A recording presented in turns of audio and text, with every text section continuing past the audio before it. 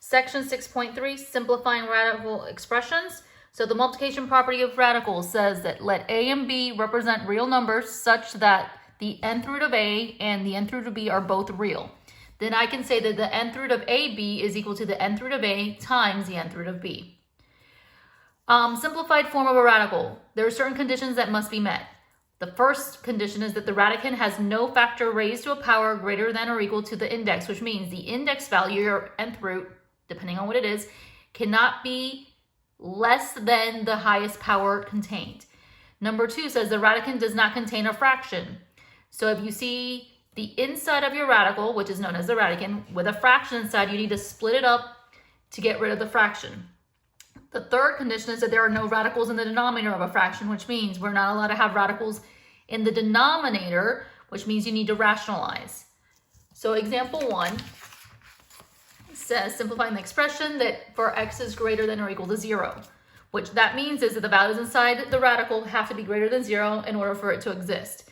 So remember, if you only see a radical, the square root, there's an imaginary little 2 in the corner. And on the previous lessons, I said that if you divide by 2, because you're dividing by 2, you have 4 remainder 1, which means 4 x variables escaped the room, 1 stayed inside.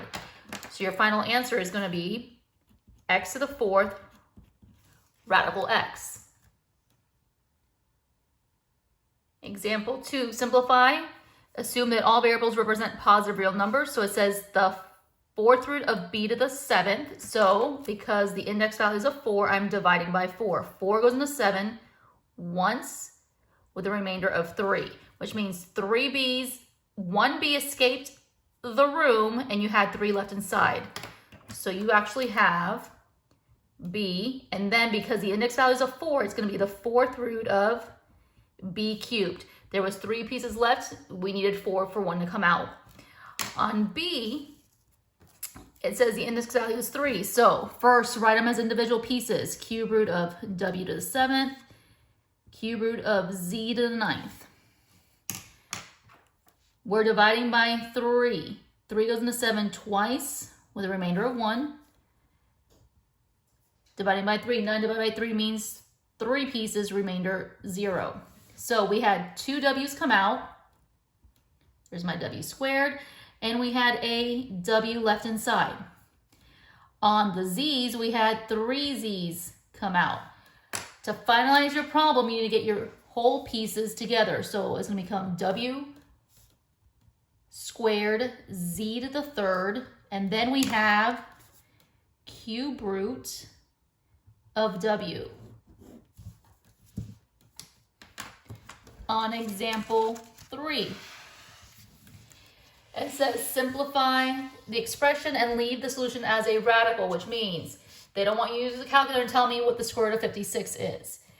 You need to break it down based on numbers. So 56, we know that as the square root of 8 times the square root of 7. I took factors that make 56. 8 becomes the square root of 4 and the square root of 2 because 4 times 2 is my 8. 7 is still radical 7. Of the 3, only we can take this to the square root of 4. The square root of 4 is a 2. And then you still have 2 and 7 in the radicals. So they multiply back together. And you end up with 2 radical 14. Example 4 says simplify the expressions, assume all variables represent positive real numbers. So it says 6 radical 50. So we need to find perfect numbers. So when you come to numbers in radicals, if it is a perfect square root, find a perfect square root, the largest possible, and then a prime. So we still have 6, 50, I think in terms of quarters. That's the square root of 25 times the square root of 2. If it ends in 25, 50, 75, 100, always think in terms of 25 cents and how many quarters make up that amount.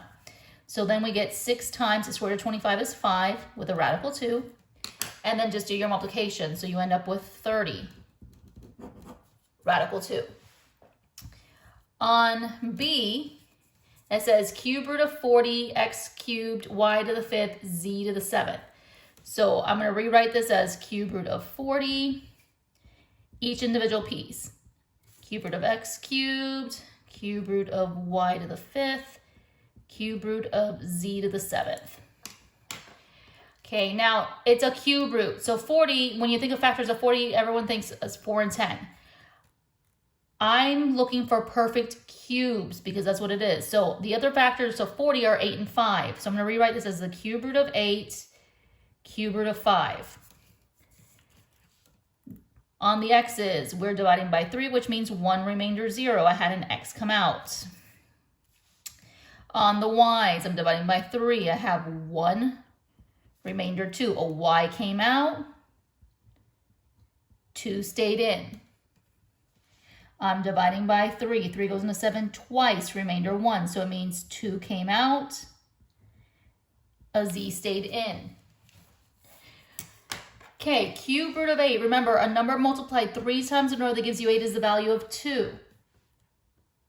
I'm going to slide down my cube root of 5, my x, my y, cube root of y squared, z squared, cube root of z. I wanted to bring everything together in the same line. At this point, anything that has escaped needs to be together. So the 2, the x, the y, the z squared come first. 2xy z squared. And then we have the leftover. The leftover happened to be the 5, the 2 y's, and a z.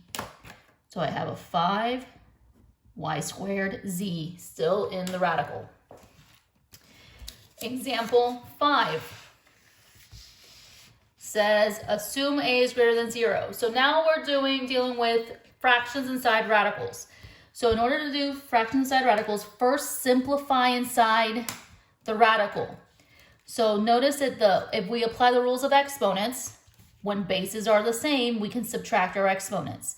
So since both bases have a's, 7 minus 3 is 4. So it becomes square root of a to the 4th. Well, remember, it's square root, which means it's an imaginary 2. You're dividing by 2, which means 2 remainder 0. We had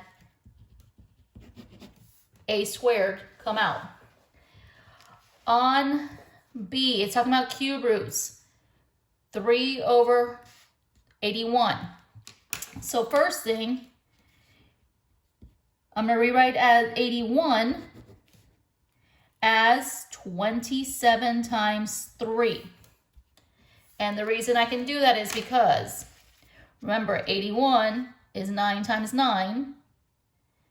There's my 3, 3, and 9. So there's my 27 and my 3. When I did this, I noticed that I can reduce the 3's. They cancel out, leaving me a 1. So now I see the cube root of 1 divided by the cube root of 27. Remember, the cube root of 1 is just 1. And a number multiplied 3 times in a row that gives you 27 is 3. So we get 1/3.